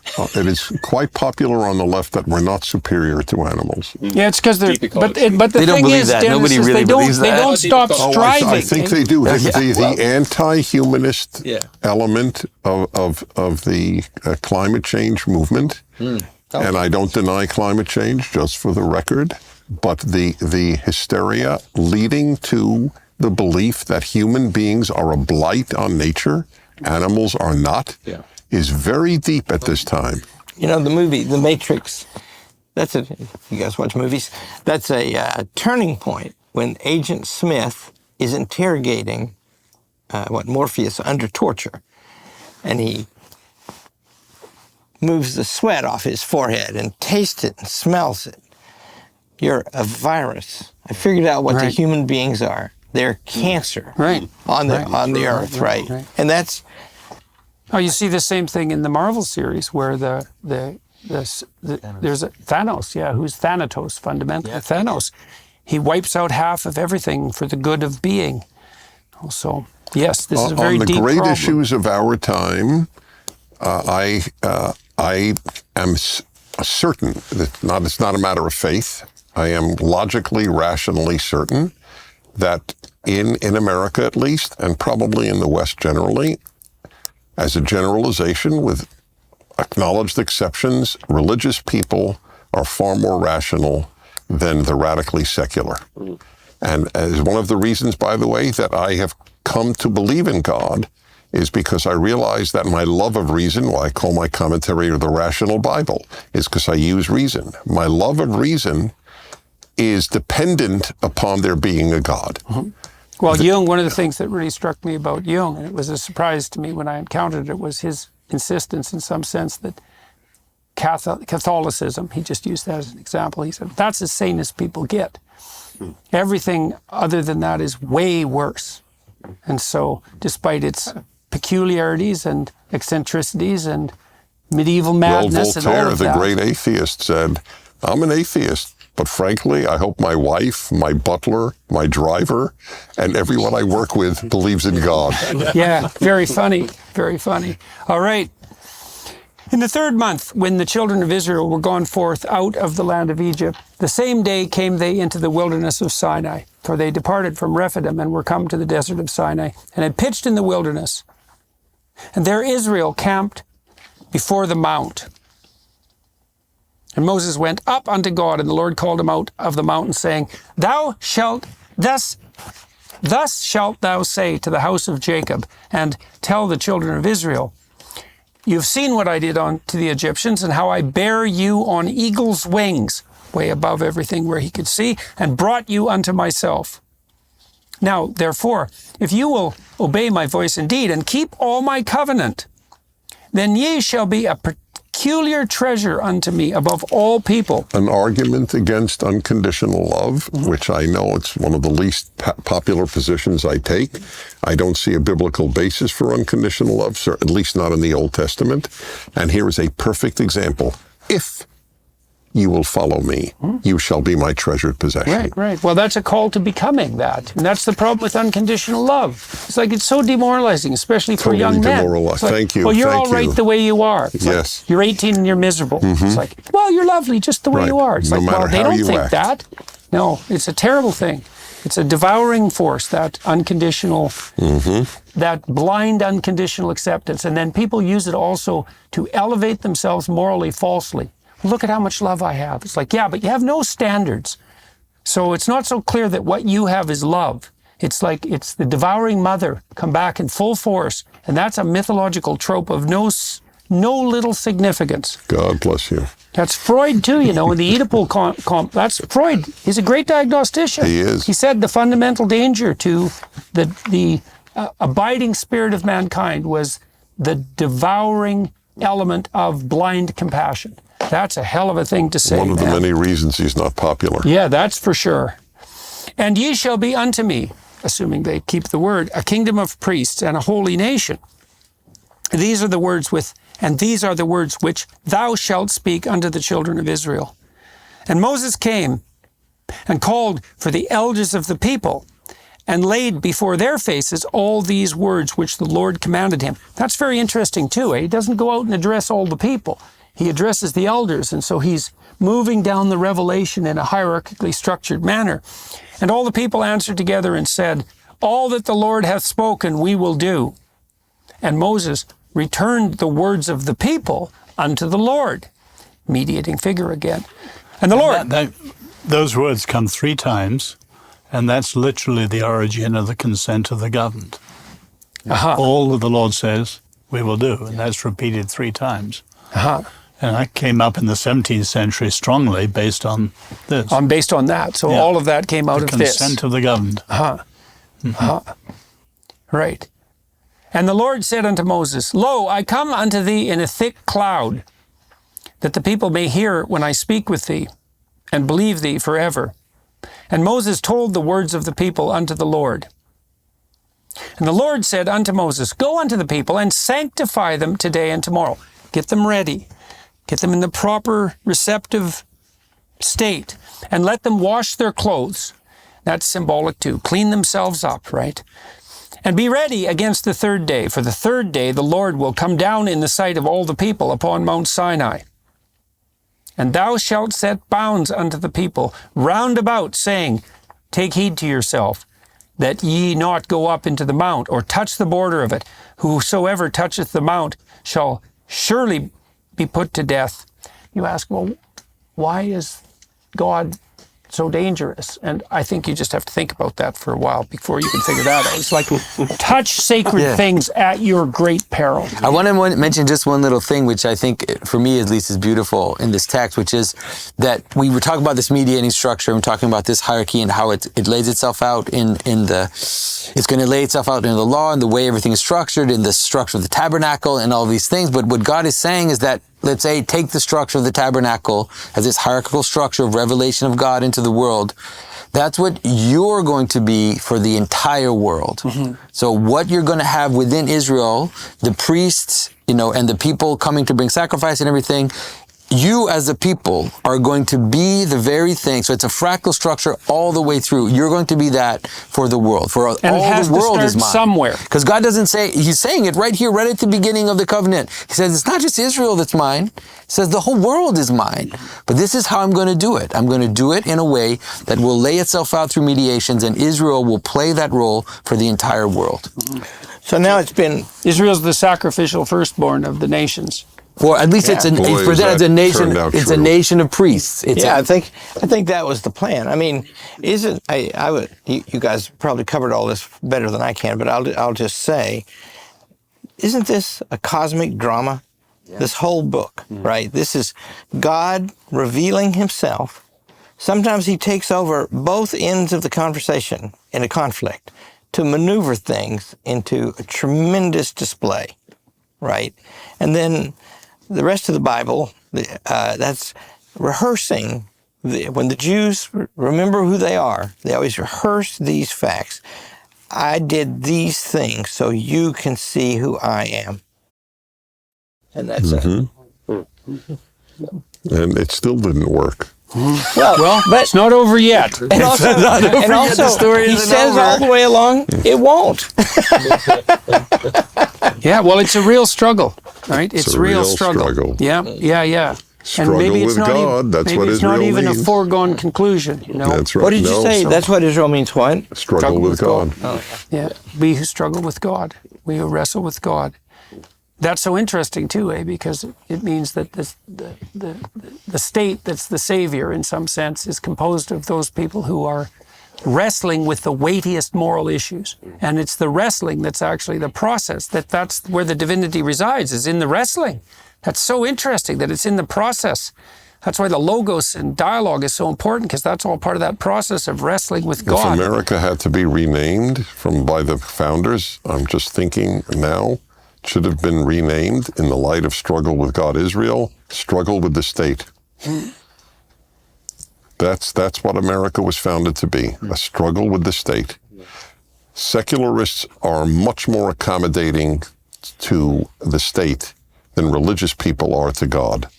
We question more than they do. Well, so then you wonder, when you decimate the highest principle, you still need a highest principle. It's going to come somewhere. That's right. And that's what happens, is the state comes to substitute for God. That's what it is. Yeah, it's the Pharaoh. Yes, definitely. That's right. Yeah. Bring me back to Egypt. So don't be saying that you don't have a highest ordering principle. It's so interesting that the secularist types turn so rapidly. You see this with the humanists. It's like, oh, now your God's the state. You say you don't have God. It's like, yes, you do. Yeah, we were just talking the Pharaoh. We were talking this morning, Jordan, about the cult of reason that was set up in Notre Dame in the wake of the French Revolution, an actual cult with all kind of religious symbolism and kind of liturgies and a kind of focal point. And it's just an extraordinary image that atheism produced is almost immediately a kind of... what was it? Temple of Atheism? Was that what he called it? Culte de la raison. Yeah, and that was set up in the Notre Dame Cathedral of all places. Temple of Reason, yeah. Mm-hmm. I think it was Chesterton who said that the definition of the madman is not the person who's lost his reason, but who's lost everything except his reason. Mm-hmm. Mm-hmm. Did Chesterton say anything stupid? No. In private, maybe. Every time, what? Just as a joke. In private, maybe. Oh, in private. That's fine, though. That counts. He got it out in private. Chester, I mean, apropos of this, it's attributed to Chesterton. I couldn't verify that he said it, but why not? When people stop believing in God, they don't believe in nothing. They believe in anything. Yes. It's been very hard to actually locate that I quotation. know, that's why I said but yes. he ought to have said it. That's right. No, if It was anybody implicit in did, what he said. it was him. And right. a lot of what he does say could be distilled into that. Correct. remark. Right. Yeah, well, That's the how thing you is trace Winston Churchill quotes, too. Yeah, right. It's the same thing. Oh, yeah? Yogi Berra, too? you can't move forward into the unknown without faith. You can't organize a community without faith. You can't organize yourself without faith. And so if you have no faith, you're disorganized. And so if you do organize yourself, then you have faith in something. And if it's not God, then you have to ask, okay, then, no. What is it? Right. What is it? And that's the blindness of the atheist. It's like, They well, say now your so God's their implicit. answer is science. Yeah. That's what they Yeah, answer. well, as if good science luck with tells me that. not to murder. Yeah. Or not to steal. something else. Or to love my neighbor. What are they talking about when they say science? How could that... What is the moral will of science? Right. Science is necessarily subordinate to the ethic of inquiry. Exactly. Yeah. All right. There shall not a hand touch it, but he shall surely be stoned. So you keep your paws off the sacred mount. That's basically the idea. Or shot through, whether it be beast or man, it shall not live. When the trumpet soundeth long, they shall come up to the mount. And Moses went down from the mount unto the people and sanctified them. And they washed their clothes. And he said unto the people, be ready against the third day. Come not at your wives. So that part of that process of sanctification is to control yourself for a while in the presence of the sacred. And it came to pass on the third day in the morning that there were thunders and lightnings and a thick cloud upon the mount, and the voice of the trumpet exceeding loud, so that all the people that was in the camp trembled. So the revelation from above is preparing itself. Great imagery here. And Moses brought forth the people out of the camp to meet with God, and they stood at the nether part of the mount. And Mount Sinai was altogether on a smoke, like a volcano, because the Lord descended upon it in fire, and the smoke thereof ascended as the smoke of a furnace, and the whole mount quaked greatly. And when the voice of the trumpet sounded long and waxed louder and louder, Moses spake, and God answered him by a voice. And the Lord came down upon Mount Sinai, on the top of the mount, the peak of the pyramid, right, on the top of the mount. And the Lord called Moses up to the top of the mount, and Moses went up. So remember now that everybody else, no one can touch the mountain. Everybody else who touches the mountain is killed. But Moses is called up Right to the top. to the very top. Right, yeah. right. Yeah. That's quite a day for poor old Moses. And the Lord said unto Moses, go down, charge the people, lest they break through unto the Lord to gaze, and many of them perish. And the priests also, which come near to the Lord, sanctify themselves, lest the Lord break forth upon them. I think I mentioned in the seminar already one of Jung's dictum, which I just love. It was so enlightening to me. He said, the purpose of religious practice is to stop people from having religious experiences. So it's a container, right, to stop that. Mediate is a better word. Mediate. It is. It is. It was a joke. I mean, he didn't make jokes that often, but that was one, and it's a good joke. It's like, and no wonder. It's like, you want to have a religious experience, do you? Really? You really want that? Is Jordan like- trying to convert the rest of you to Young?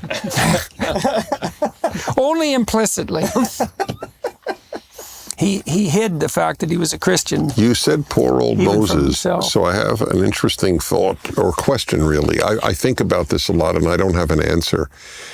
I think most people think, it's back to this miracle idea, but that if they had regular communion, definitive, and it wasn't in a dream, but as man speaks to man face to face, so Moses spoke to God. Don't most of us think if we had that, how happy we would be? But I don't know if Moses was all What's that happy. left of you would be happy. It's a little pile of dust about this high. It's Right. like- Well, yes, that's if we saw all God, the we rest would is burned away. disintegrate. All right. Yeah, it's but the burning away part is the annoying part. But it is an interesting question. Why wasn't he happier? Even he wasn't allowed into the promised land, and it's a great lesson. None of us gets into our promised land, and I find great comfort in that. Yeah, yeah. But nevertheless, it is an interesting question for all of us who sort of bank everything on relationship with God. And as important as that is, it's not everything. It was a Protestant pastor whom I can never find his name, but when I cite it, I say it's not my own point. When God says it is not good for man to be alone with regard to Adam, some unknown pastor made this point. What was he saying? Among other things, I am not enough. Adam knew God. God spoke to Adam, and he's announcing it is not good for man to be alone. Well, he had God. And a lot of religious people think, oh, if I have God, I have everything. You Kind of have the most important thing, but you still don't have everything. We not need much each other. We need humans. There's not much reason for the creation otherwise. That's is right. there? Perfect. That's exactly right. Yeah. So, and the priests also, which come near to the Lord, sanctify themselves, lest the Lord break forth upon them. And Moses said unto the Lord, the people cannot come up to Mount Sinai, for thou chargest us, saying, set bounds about the mount, and sanctify it. And the Lord said unto him, away, get thee down, and thou shalt come up, thou and Aaron with thee. But let not the priests and the people break through to come up unto the Lord, lest he break forth upon them. So Moses went down unto the people, and spake unto them. And so Aaron gets to come up there too now. That's the line, right? Mm-hmm. And Aaron with thee. So the mediator, the political mediator to the people, is also, in this situation, allowed into the presence of God. As long as he's in also the helper. presence of... I mean, that's the way that I tend to see Aaron as like the just a little bit lower than Moses. Right. Like he's the one who distributes him. He's really a priestly figure, I think. Because Moses at this point is like beyond a priest. Like he's Right. I mean, he's No, not he's a a prophet. He's yeah, not a exactly. a mediator, and he's Aaron's being Aaron's prepared line will for become the priestly high line. priest. He'll become the Yeah, high okay. priest. But Moses is beyond that. But he's being positioned for that. Yeah. All right, so on to Exodus 20. Now, I'm going to start by just reading through all of it. And then we'll recapitulate where we've been as we're drawing to a close the first half of the Exodus seminar, and then we can pick up with a detailed discussion of the law. And we'll do that when we reconvene in January, and that'll be part 2 of this seminar. And so let's walk through this. So God has revealed himself on the mount in thunder and lightning and drama, and now the revelation is being differentiated and made into words. And God spake all these words, chapter 20, verse 1. And God spake all these words, saying, I am the Lord thy God, which have brought thee out of the land of Egypt, out of the house of bondage. Thou shalt have no other gods before me. Thou shalt not make unto thee any graven image, or any likeness of anything that is in heaven above, or that is in the earth beneath, or that is in the water under the earth. Thou shalt not bow down thyself to them, nor serve them. For I, the Lord thy God, am a jealous God, visiting the iniquity of the fathers upon the children unto the third and fourth generation of them that hate me, and showing mercy unto thousands of them that love me and keep my commandments.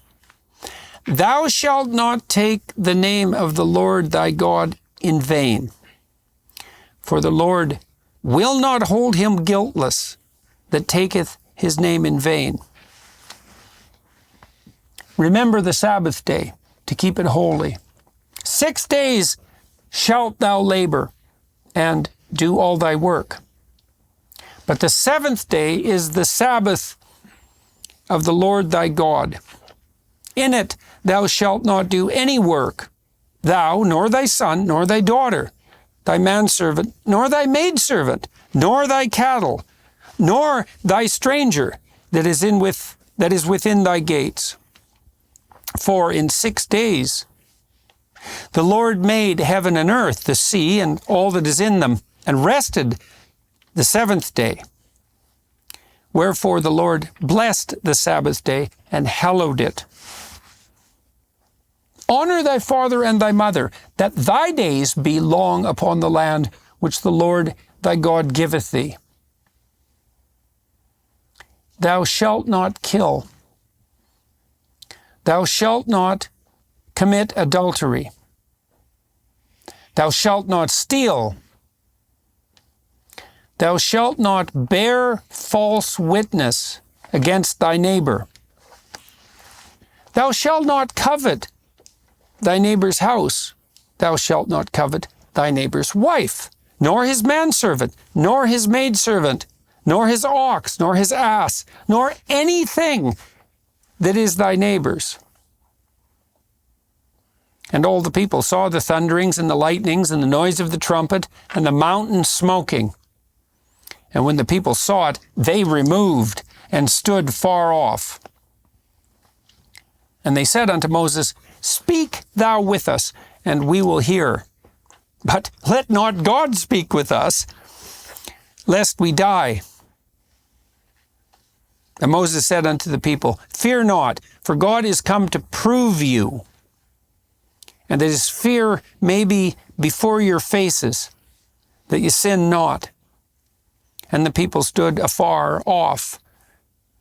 And Moses drew near unto the thick darkness where God was. And the Lord said unto Moses, Thus thou shalt say unto the children of Israel, Ye have seen that I have talked with you from heaven. Ye shall not make with me gods of silver, neither shall you make unto you gods of gold. An altar of earth thou shalt make unto me, and shalt sacrifice thereon thy burnt offerings, and thy peace offerings, thy sheep, and thine oxen. In all places where I record my name, I will come unto thee, and I will bless thee. And if thou wilt make me an altar of stone, thou shalt not build it of hewn stone. For if thou lift up thy tool upon it, thou hast polluted it. Neither shalt thou go up by steps unto mine altar, that thy nakedness be not discovered thereon. Well, that's Exodus 20. And that brings us to the close of the first half of this seminar. And so we might recapitulate where we've been. Well, we've been studying, and please don't hesitate to jump in, gentlemen. We've been studying the great book of Exodus. It begins in the kingdom of stone in Egypt. And the Israelites, who are those who struggle with God, are laboring under the dominion of the Pharaoh. And that's posited in the narrative as something that is not meet and good in and of itself. And so that's the first moral claim in some sense of the Exodus book, is that the proper place for those who struggle with God and who are thereby favored by God is not under the dominion of a secular authority, a tyrannical secular authority. That is not the proper place to dwell. And that the Spirit of God itself is that which opposes the dominion of the ultimate secular authority properly, and more, that calls to those who struggle with God, even against their own fear, even against their own sense, in some sense, that they're to take the risk and to move out of the tyranny into the wilderness of God. Even if that's a desert, even if they face terrible privations in doing so, even if that's not sensible, there's no excuse not to do it, no matter what the excuse is. And you see too with the Passover that they're enjoined to do that, to be ready to do that at a moment's notice and in haste when the call comes. And it's so interesting that the spirit of, at least the spirit that strives against tyranny, is to be held as sacrosanct by those who properly wrestle with God. It's an amazing idea in that narrative. And then we also saw that the Egyptians aren't called out of the tyranny into freedom. It's not, let my people go, which is always how it's represented, almost. It's let my people go so they may serve me in the wilderness. And so, after great resistance on Pharaoh's part and much hemming and hawing on the part of the Israelites, they're encouraged to depart. And they don't go from Egypt to the promised land. They go from Egypt to the desert. And the desert's a terrible place. Even before they get to the desert, they're threatened by the resurgence of pharaonic might and the probability that they're all going to die as a consequence of their presumption that freedom should be sought. And even in that situation, what's held up in the highest place is the spirit that calls them forward. And then they end up in the desert and begin to organize themselves. And they organize themselves first dangerously under the sole dominion of Moses, and they're warned against that. And then they're enjoined to produce a hierarchical state, and then to prepare themselves for the revelation of the law. And then God organizes himself on the mountain. They come to the foot of the mountain. That's a symbol, at least in part, of the structuring of the proper hierarchy between heaven and hell. God prepares himself in thunder and lightning to reveal the nature of the divine law. And then he calls Moses and reveals the law. And then Moses describes it to the people. And that's really where we're at now. We'll pick up in a few months with a walkthrough of each of the commandments, because each of them deserve their careful attention.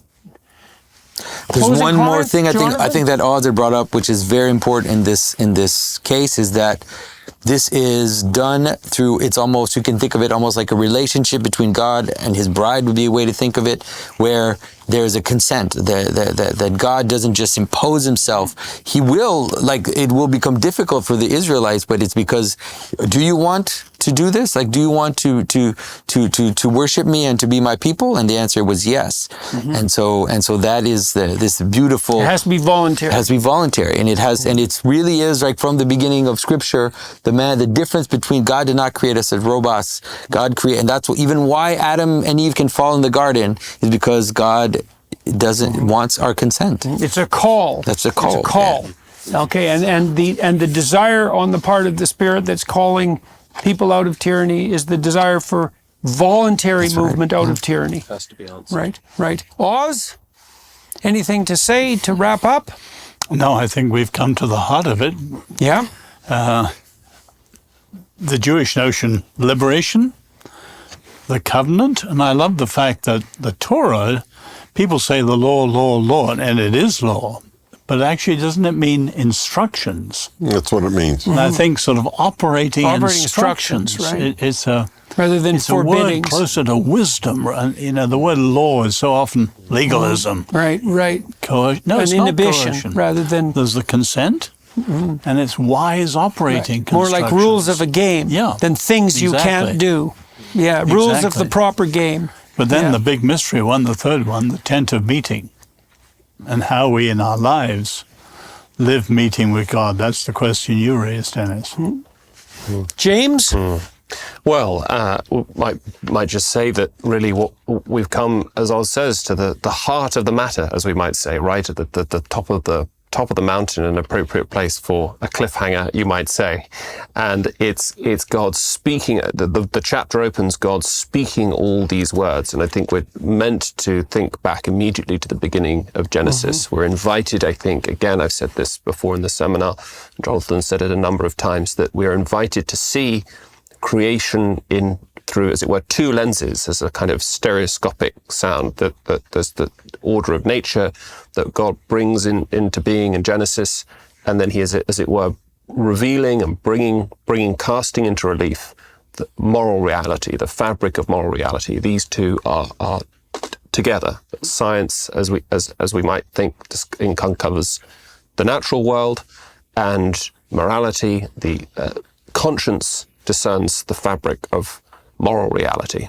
And so I think... So you have here too, with God using the word on Mount Sinai, the use of the word to bring into being, out of the potential of the Israelites, the order that is good. That's right. That pertains to the operating principle idea too. Yeah, So, it's speech, logos, that is the animating principle. And of course, for Christians, that has profound Christological resonances, and that is what I think the opening of the Gospel of John is recapitulating, not just the opening of Genesis, but the opening of this chapter too. Yeah. Larry, This is the God who claims to be the one God and the maker of everything.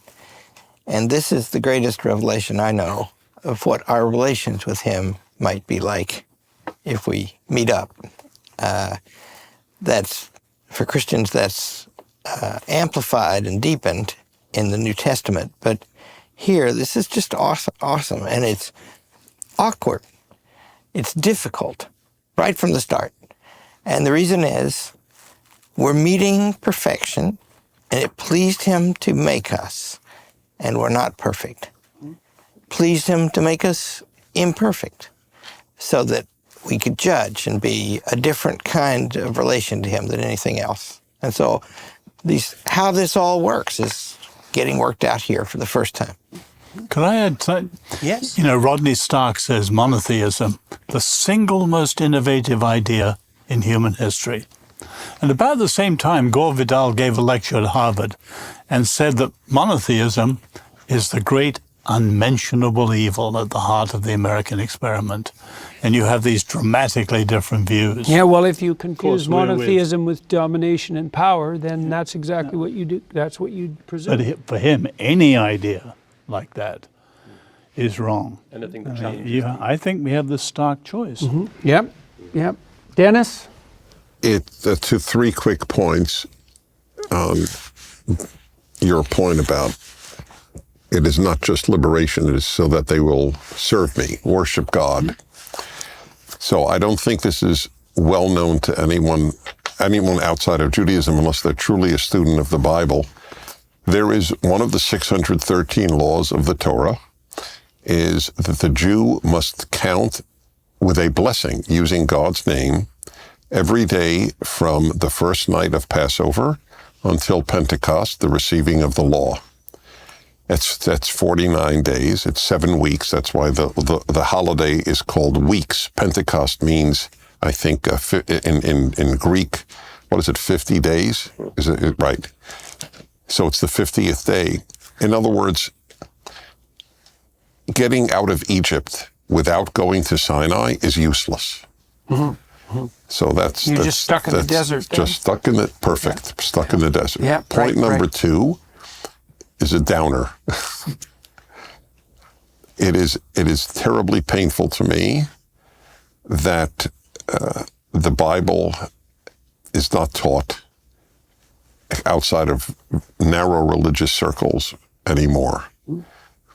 You couldn't. Oh, we're doing something about that We right are now. indeed. We are indeed. God bless you. That's right. Do you know that you could not get a BA at Harvard until 1800 if you didn't know Hebrew? Isn't that amazing? And the third is sounds self-serving, but I'll risk it. If the things that I have said and others have said here move people, I hope they will read my commentary on the Torah, the Rational Bible. Exodus is one of the 3 volumes that are now out, and I pray to live through the next 5. Leviticus will be a very serious challenge. So people waiting for the next tranche of these seminars can do some background reading. That would be great. That'd be very useful. Thank you. Dr. Blackwood, what have you got to say? Well, I've been thinking as we've been reading and rereading this text, which I've been reading for 40 years or so, that it really is about revealing the fundamental structures of reality. And I think where I want to close this moment is with this profound image that it's in the wilderness that God is revealed. And I want to say that because I think we are living in a wilderness, the civic alienation and rising depression, broken families, a wasteland of architecture, failing things that with the individual and within our states and our world, the ideology of power that is so corrosive and destructive and demeaning and diminishing. And yet, perhaps that wilderness is an index of our closeness to Revelation. And I guess I just want to speak to the listeners and say, if you're hungry, you're longing for home, for an answer, for revelation, I would say, attend to this text and see whether it actually can be a kind of exodus or revelation of the way of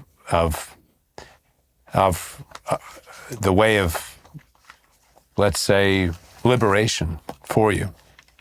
Here's hoping that that this conversation, however much we all don't understand, I'm so deeply aware of how little I see here and how limited even a gathering of 16 hours can be in relation to such an infinitely rich text. Nonetheless, my hope, you might say my prayer, is that it's a mountain in the desert. It's a mountain in the desert. Mr. Pajot.